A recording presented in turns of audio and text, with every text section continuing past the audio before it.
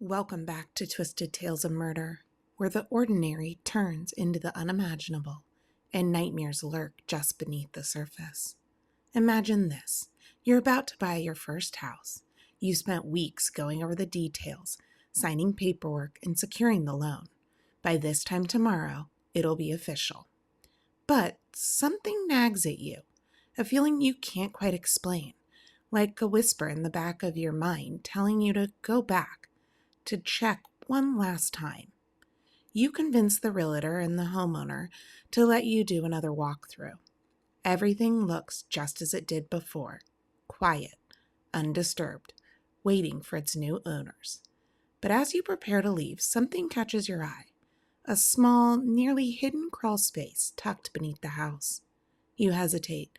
The space is incredibly cramped, no more than 40 inches high. The kind of place no one would willingly go.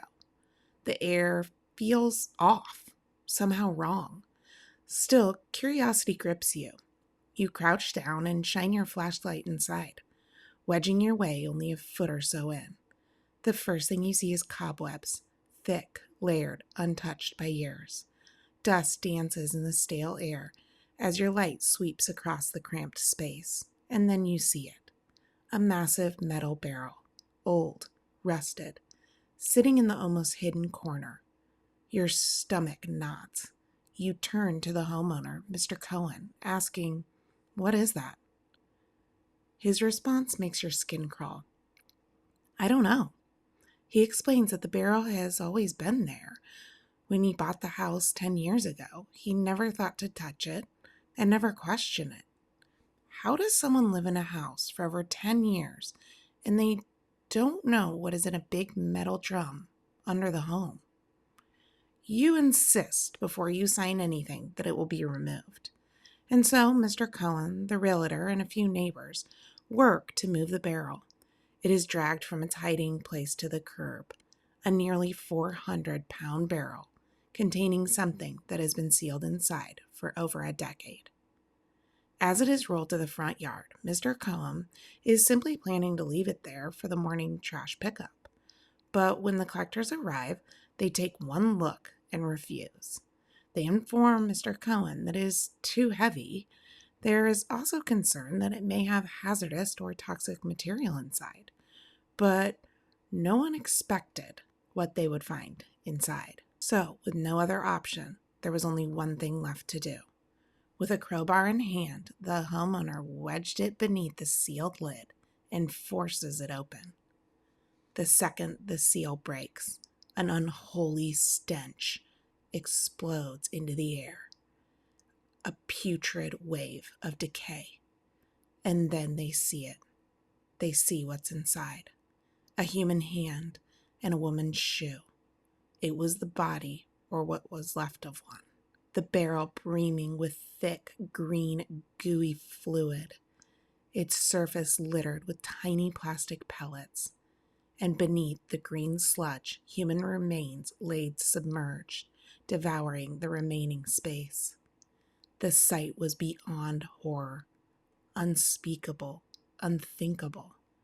Mr. Cohen staggered back, the weight of realization crashing down on him. For 10 years, his family had unknowingly shared their home with a decaying corpse. His first instinct was calling the police. Investigators arrived swiftly, sealing off the scene before transporting the barrel to the forensic lab. Every detail, every clue would be analyzed in the search for answers. The house would not be sold tomorrow. More importantly, an investigation was now underway to uncover the victim's identity and track down the monster responsible for this horrific crime. But before we dive into the chilling mystery of the girl in the barrel, don't forget to like and subscribe because you won't want to miss what comes next. The police arrived swiftly after being notified, securing the scene before transporting the barrel to their forensic lab. Under the stark glow of overhead lights, they carefully emptied its contents onto a large white tarp, ensuring every piece of evidence was preserved. Because the barrel was so tightly sealed for years, its contents remained remarkably intact. Inside lay the withering remains of a woman, her body shrunken with time, but eerily well preserved. She was not alone. Beside her, frozen in time, was a full-term fetus. Scattered among them were relics of her past, clothing, personal belongings, and silence echoed as a life unjustly stolen. Each item held a whisper of her story, waiting to be uncovered. The autopsy confirmed that she was of Hispanic descent, standing at just 4 feet 9 inches. In her diminished state, she then only weighed 59 pounds. She wore a skirt and a button-down sweater, high socks, and a single mid-heeled shoe. At the bottom of the barrel was a delicate locket that bore the engraving "To Patrish, Love, Uncle Phil," and a simple wedding band carrying the inscription MHRXII59. Perhaps a date, a name, a clue. And another ring set with a green stone resting alongside an imitation leopard skin coat, stiff with age, and a pocketbook still containing makeup untouched by time. The woman had been between 25 and 30 years old at the time of her death. The cause, blunt force trauma to the head. The estimated time of death, about 25 to 30 years before her discovery. With no fingerprints to recover, investigations turned to DNA, extracting it from the fetus, perhaps the only remaining link to the identity of its father. The police were equally perplexed by the tiny plastic pellets, an artificial flower, and strange green gooey liquid that remained with the body. Each element seemed out of place, yet they could hold vital clues to the woman's identity and the person who had sealed her fate inside the barrel. But the investigation didn't stop with the gruesome discovery of the barrel. Detectives knew that to uncover the truth, they needed to go beyond the remains and trace the history of the house itself. They turned to real estate records, meticulously combing through decade-old documents to piece together a timeline. Who had previously owned the property? More importantly, when had the crawl space, the final resting place of the barrel, been added to the home? Every permit, every blueprint, every transaction held the potential to lead them to the person responsible.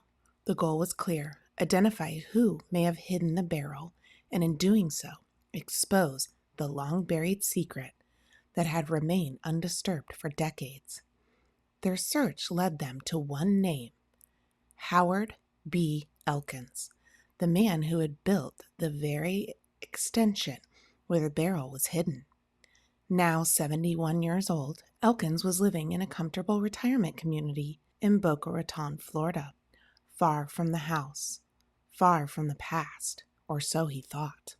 Records showed that Elkins had sold the home in 1972, shortly before retiring his business, a business that, as it turns out, specialized in plastic.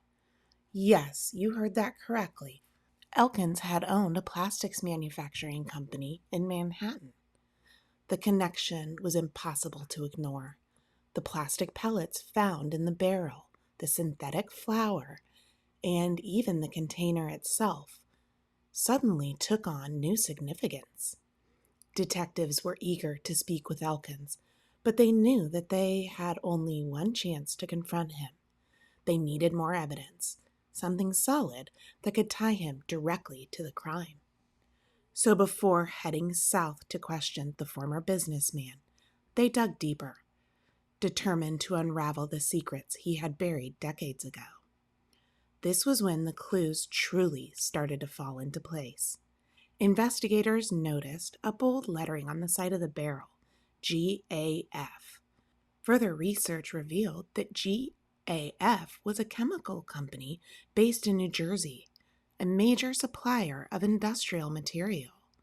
Could this be another critical link in the mystery? Detectives wasted no time.